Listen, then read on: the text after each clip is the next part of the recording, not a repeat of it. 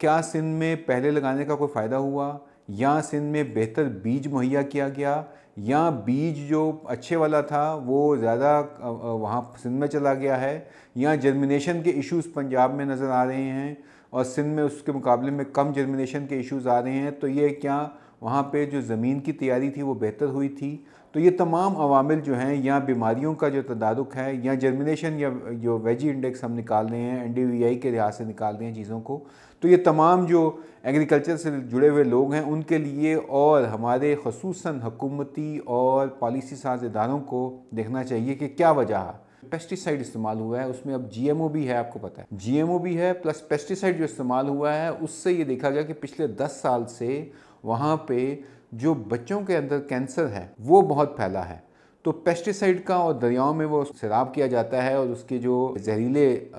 जो उसके अंदर असरात हैं वो शामिल होते हैं। तो उसमें देखा गया कि ल्यूकीमिया जो है उसमें बहुत ज़्यादा बच्चों की जानें गई हैं। जब क्लाइमेट स्मार्ट एग्रीकल्चर की बात की जाती है तो वहाँ पे ख़वातीन का बहुत इंपॉर्टेंट रोल है। ख़वातीन जो हमारे भी ज़राअत में 50% के करीब ख़वातीन की इंगेजमेंट है, इन्वॉल्वमेंट है, लेकिन हम उसको देखते नहीं हैं और हम भूल जाते हैं। तो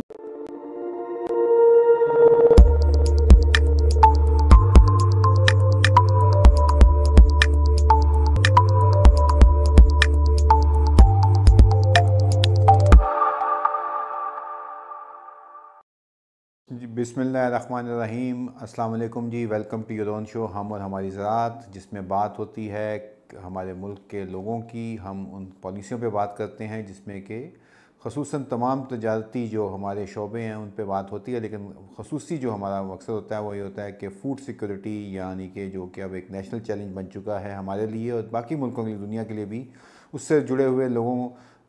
मुख्तलिफ़ ख़ुसूसी तौर पे किसान और इसके साथ साथ जो इससे साथ बिलवास्ता या बिला वास्ता जो लोग मुंसलिक हैं उनके मुतलिक बात की जाए।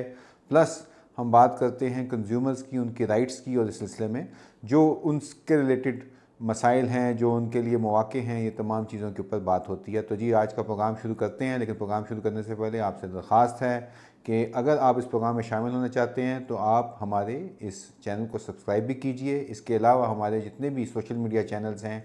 फेसबुक है, इसके अलावा ट्विटर है, एक्स है जिसे हम कहते हैं अब,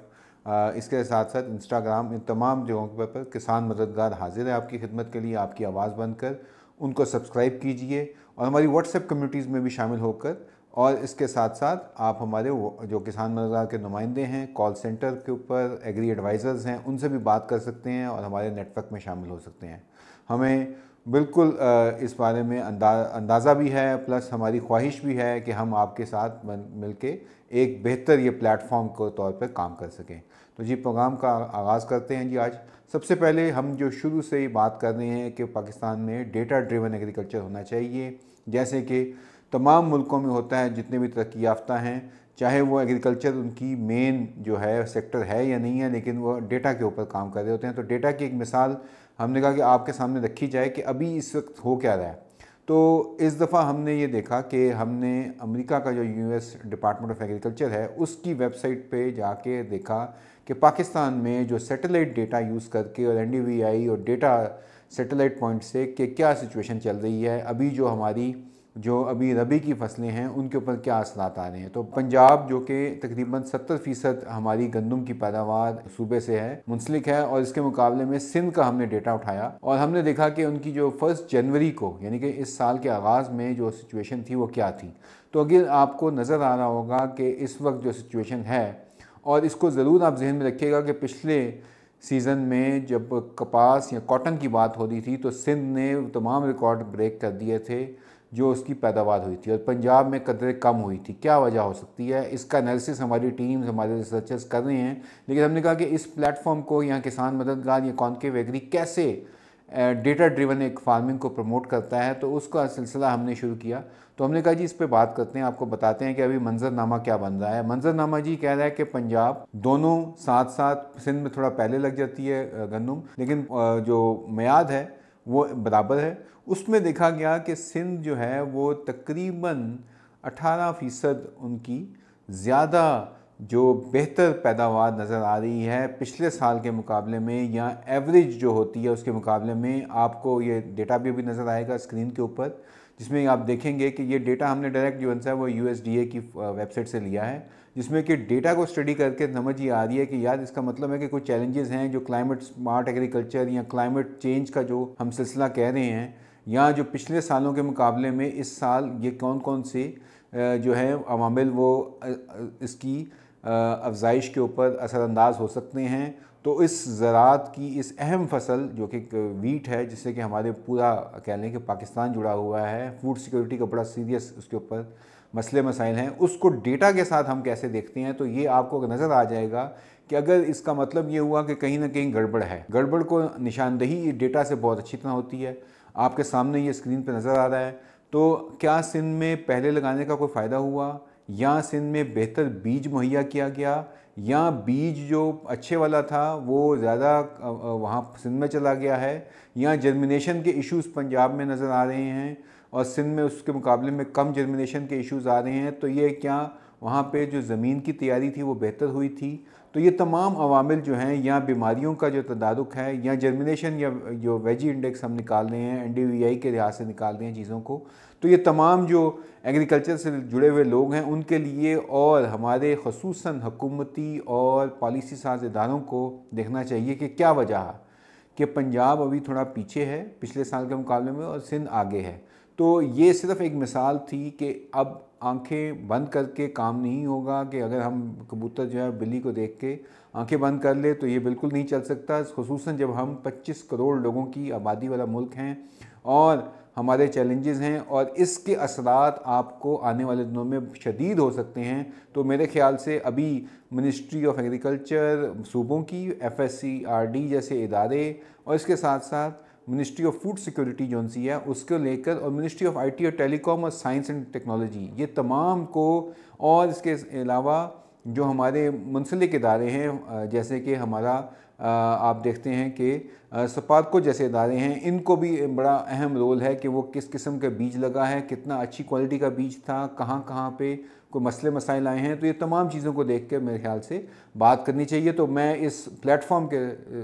ज़रिए मकसद ये था कि पंजाब के किसानों को क्या मुश्किलात आ रही हैं, क्या खादों के सिलसिले में जो मुश्किलात हैं वो वजह हो सकती हैं, ये तमाम ये आपको इसका स्टडी करना है। हम अपना रोल प्ले कर रहे हैं और मकसद ये है कि किसान मददगार कॉन्केव एग्री के साथ पार्टनरशिप करके इन इदारों को हम अपना ये डेटा स्टडी भी कर सकते हैं और बुनियादी जो मालूमात हैं वो फराहम भी की जा सकें, ताकि किसानों की भलाई हो और हम बेहतर जो है वह ज़राअत को तरवीज दें। तो पहला प्रोग्राम का सेक्शन मैंने कहा ये थोड़ा सा आपको डेटा के सिलसिले में बात की जाए तो उसका ज़्यादा बेहतर तरीके से देखा जा सकता है। आगे जी बात करते हैं क्लाइमेट की, जैसे बात मैं कर रहा था, हमेशा करते हैं क्लाइमेट स्मार्ट एग्रीकल्चर की जब बात होती है तो वहाँ पे ख़वातीन का महत्व है। तो दुनिया की जो स्टडीज़ हैं, बहुत सारे जो इदारे हैं, इसके ऊपर बेहतर काम जो ज़रूरी ममालिक हैं वो वहाँ पे देखा गया है कि वहाँ पे उन के साथ जब क्लाइमेट स्मार्ट एग्रीकल्चर की बात की जाती है तो वहाँ पे ख़वातीन का बहुत इंपॉर्टेंट रोल है। ख़वातीन जो हमारे भी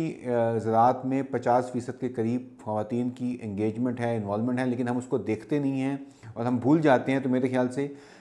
यहाँ पे ये बहुत इम्पॉर्टेंट है कि हम टेक्नोलॉजी, क्लाइमेट स्मार्ट एग्रीकल्चर, इसके साथ साथ और क्या वजूहात हैं जिस वजह से जो है कि वो देखा जाए कि क्या मुश्किलात हैं, क्या उनके यहाँ, उसे हम कहते हैं अंग्रेज़ी में मिथ हैं जो ख़वातीन देखती हैं। मैं आपको मिसाल दे देता हूँ। बहुत सारी ख़वातीन का रिसर्च स्टडी की गई है दीगर ममालिक में, और उनमें ये देखा गया है कि ख़वातीन जो हैं वो फल वाले जो पौधे हैं या दरख्त हैं उनको ज़्यादा पसंद करती हैं कैश क्रॉप्स के मुकाबले। अब इसकी क्या वजह है? अब आपको पता है कि क्लाइमेट का ज़्यादा असर अंदाज देखा गया है कि वो फलदार पौधों या हॉर्टिकल्चर के ऊपर या फ्रूट ग्रोइंग ट्रीज़ के ऊपर ज़्यादा आता है बमुकाबिल कैश क्रॉप्स के। अब ये कौन तरवीज करेगा? इस सिलसिले में मेरे ख्याल से ना सिर्फ कि हुकूमती सतह पे बल्कि मेरे ख्याल से बुनियादी जो एक्सटेंशन के लोग हैं उनको भी फ़ीमेल्स को इन्वॉल्व करना चाहिए, फ़ीमेल फार्मर्स को ज़्यादा इंगेज करना चाहिए, उनको ज़्यादा तरीके से बताना चाहिए। वो लाइफ स्टॉक, कम लाइफ स्टॉक के ऊपर ज़्यादा फोकस है उनका। खादों के लिए आपको चाहे पता है कि ज़्यादा बड़ा लाइफ स्टॉक हो तो आप अपनी खादें भी पैदा कर सकते हैं। बायो फर्टिलाइज़र बड़ा कॉमन है। इसी तरह से उससे जो आपका जो बायोफ्यूल पैदा होता है या उसका इस्तेमाल किया जा सकता है, तो एनर्जी की कॉस्ट कम की जा सकती है। तो इन तमाम चीज़ों की जो इन्फॉर्मेशन है वो ख़वातीन को देखकर मेरे ख्याल से फोकस्ड कंपेन होनी चाहिए, और उससे मेरे ख्याल से ज़्यादा बेहतर और दूरदर्श इसके असरात हमें नज़र आएंगे। तो ये बड़ा ज़रूरी है। तीसरे नंबर पे जी बात करते हैं, अभी गवर्नमेंट कुछ सोच रही है कि जीएमओ और पेस्टिसाइड के ऊपर थोड़ा सा उनका ध्यान गया है। तो एक रिसर्च स्टडी छपी थी, मैंने कहा कि ब्राज़ील में सोयाबीन की बहुत काश्त होती है, दुनिया का बड़ा अहम मुल्क है, सबसे बड़ा मुल्क है जहाँ पे ये पैदावार होती है। तो वहाँ एक स्टडी हुई है अभी, उसमें ये देखा गया कि जो सोयाबीन के ऊपर वहाँ काश्त हुई उसमें जो पेस्टिसाइड इस्तेमाल हुआ है उसमें अब जीएमओ भी है, आपको पता है जीएमओ भी है, प्लस पेस्टिसाइड जो इस्तेमाल हुआ है उससे ये देखा गया कि पिछले 10 साल से वहाँ पे जो बच्चों के अंदर कैंसर है वो बहुत फैला है। तो पेस्टिसाइड का, और दरियाओं में वो उसको जब उसको सैराब किया जाता है और उसके जो जहरीले जो उसके अंदर असरात हैं वो शामिल होते हैं, तो उसमें देखा गया कि ल्यूकीमिया जो है उसमें बहुत ज़्यादा बच्चों की जानें गई हैं, यहाँ वो उसके आया है। और इस वजह से हुआ क्या कि वहाँ पे इसका मतलब यह है कि स्टडी का फ़ायदा ये हुआ कि उन्होंने ये पता लग गया कि यार हमारे मुल्क में जो बच्चे हैं उनके अंदर ये कैंसर की शरह क्यों बढ़ रही है। तो सोए की पैदावार, अब सोया जो है वो ज़्यादातर सोयाबीन जो है वो 80% वो इस्तेमाल होता है जानवरों के चारे के लिए, और 20% जो है वो खाने के लिए इस्तेमाल होता है। अब वो जानवरों का चारा है, उससे दूध भी ले रहे हैं हम, और दूध जो है वो अगर बच्चों को ज़्यादा दिया जाता है तो उसके भी अवामिल हैं। तो ये फूड सिक्योरिटी का एक बहुत ही वैलिड पॉइंट आ गया कि क्या हम पेस्टिसाइड्स जो इस्तेमाल कर रहे हैं उन इस्तेमाल शुदा पेस्टिसाइड्स को, जिससे कभी कॉर्न का सीज़न शुरू हो रहा है, ये भी चारों में जाती है, आपको पता है फीड हमारी बहुत ज़्यादा है। इसके अलावा हमने मस्टर्ड को किया है, कैनोला का आपको पता है कि जो रेजिड्यू है, जो उसकी फसल जो बकाया जात होते हैं वो खल बनोला में इस्तेमाल होता है। तो ये तमाम चीज़ें जितनी भी हैं इनके ऊपर पेस्टिसाइड की ज़ायद इस्तेमाल जो है वो आपकी सेहत के लिए, आपकी पर्सनल सिक्योरिटी, हेल्थ सिक्योरिटी के लिए बहुत बड़ा एक इशू बनता है। फूड सिक्योरिटी के साथ साथ हेल्थ सिक्योरिटी भी खड़ी हो गई है। तो ये बहुत बड़ा एक मेरे ख्याल से इस चीज़ को इम्पॉर्टेंट है कि लेके आना, गोशगुजार करना कि जी हमें अपने पेस्टिसाइड के इस्तेमाल को कम करना पड़ेगा, मिनिमम उसको लेके आना पड़ेगा, बड़ा ऑप्टिमम देखना पड़ेगा। उसमें जो इदारे हैं खसूसन क्रॉप प्रोटेक्शन से रिलेटेड, उनको अपना रोल प्ले करना चाहिए और उसमें टेक्नोलॉजी को यूज़ करना चाहिए। क्यों पर्सियन एग्रीकल्चर तो कहती है कि जहाँ पे जिस जगह के ऊपर जो आपको बीमारियाँ हैं या असरात हैं या डिजीज़ आता है या पेस्ट कंट्रोल चाहिए वहीं पे ही हम स्प्रे करें। तो ये इस किस्म में हमारी जो एग्रीसेंस और हमारी जो कॉन्केव एग्री टीम्स हैं वो काम कर रही हैं। सैटेलाइट का डेटा आपको मैंने पहले भी बात की, बहुत इंपॉर्टेंट है। इसके अलावा ड्रोन के थ्रू जो डेटा है और ड्रोन के थ्रू टारगेटेड स्प्रे, ये बहुत ज़रूरी है ताकि हम आने वाली नस्लों को इसके असरात से बचा सकें। तो ये बहुत इंपॉर्टेंट पॉइंट्स थे। इस हफ्ते नया साल है, हमने कहा इस किस्म की चीज़ें जो कि human security, health security, national security से रिलेटेड जुड़ी हुई हैं उस पर बात की जाए। आखिर में बात करते हैं जी एग्रीकल्चरल लोन्स के ऊपर और इस्लामी बैंकारी का निज़ाम जो है। आपको पता है हमारा मुल्क मुस्लिम मुल्क है,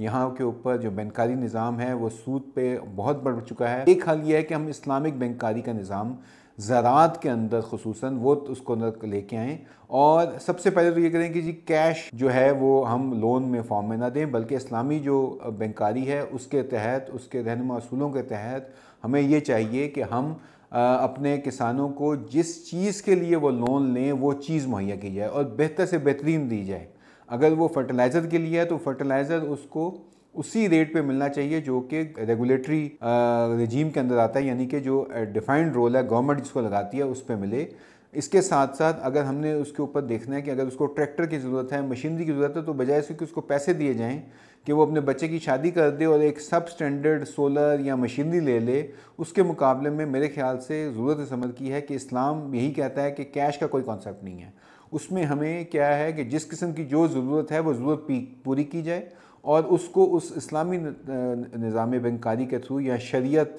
के निज़ाम बैंकारी के थ्रू हम पूरा करें। इस सिलसिले में बैंकों को भी आगे आना चाहिए, सरकार को भी आगे आना चाहिए, और इसके साथ साथ मेरे ख्याल से ये बेहतर एक अमल होगा, एक इम्पॉर्टेंट ये स्टेप होगा जिसमें कि हम कम्युनिटी को जो है वो लोन दें ताकि वो लोन इस्लामी बैंकिंग के ऊपर भी हो, प्लस हमारी जो प्रोडक्ट है, जो चीज़ हम दे रहे हैं वो ज़्यादा वसी पैमाने पर अच्छी और जो बेहतर चीज़ें हैं वो काश्तकारों को मिलें, उससे उनकी फसल भी बेहतर होगी। इस तरह उनका चांस भी ज़्यादा है, प्रोबेबिलिटी भी ज़्यादा है कि वो अपना कर्ज़ा जो है वो वक्त पर अदा कर सकेंगे। तो इस्लामी बैंकारी निज़ाम बहुत ज़रूरी है मेरे ख़्याल से। इसके साथ ही मेरे ख़्याल से आपको फिर दरख्वास्त करूँगा कि अगर आपको इस्लामी बैंकारी या किसी भी अपने ज़राअत से रिलेटेड मसले से जुड़े हुए हैं, आप सब लोग हैं ज़राअत से, और कंज्यूमर बैंकिंग भी इसमें इन्वॉल्व हो जाती है, तो अगर आपकी इस बारे में कोई राय हो, आपका कोई सवाल हो, तो हम बिल्कुल इसमें स्टेट बैंक और दीगर बैंकों के साथ मिलकर इस किस्म के प्रोग्राम करेंगे। उनको दावत देते हैं इस प्लेटफॉर्म पे वो आएँ और अपनी प्रोडक्ट के मुतालिक बताएं। ये किसानों का प्लेटफॉर्म है, उनके लिए हाजिर है तमाम लोगों को, ताकि वो जो भी अपनी तरवीज करना चाहते हैं अच्छी और जानदार प्रोडक्ट्स की, वो किसानों तक पहुँचे, और ताकि इस मुल्क की जो ज़राअत है वो ना सिर्फ उसकी हम सिक्योरिटी करें उसकी, बल्कि उसकी बहाली भी हो, और वो बहाली भी वो हो जो मुनाफे बख्श हो और देर पा हो। इसके साथ ही इजाज़त चाहेंगे जी। बहुत शुक्रिया आपका। इंशाअल्लाह अगले प्रोग्राम में फिर आपसे मुलाकात होगी। अस्सलाम वालेकुम।